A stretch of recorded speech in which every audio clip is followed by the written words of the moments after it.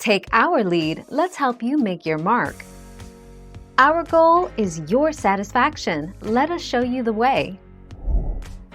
The medical, legal, or forensic autopsy is performed at the request of police, prosecutor, or court by a forensic pathologist, usually in unnatural, violent deaths, in otherwise sudden unexpected deaths, and in some unwitnessed deaths.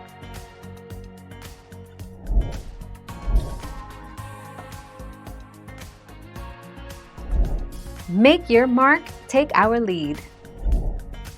Forensic autopsies are done to define the cause and manner of death, and are often done to serve legal issues. In the U.S., deaths are classified as either natural, accidental, homicidal, suicidal, or undetermined. 22 December 2014.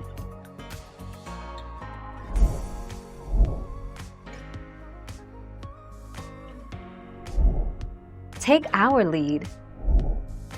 Must autopsy technicians have at least a bachelor's degree in forensic science, biology or mortuary science, which takes 4 years to complete.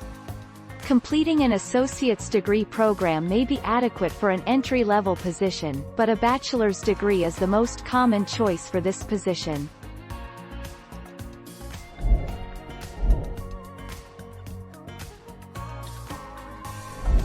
Make your mark, take our lead. The Y incision is the first cut made. The arms of the Y extend from the front of each shoulder to the bottom end of the breastbone. The tail of the Y extends from sternum to pubic bone, and typically deviates to avoid the navel.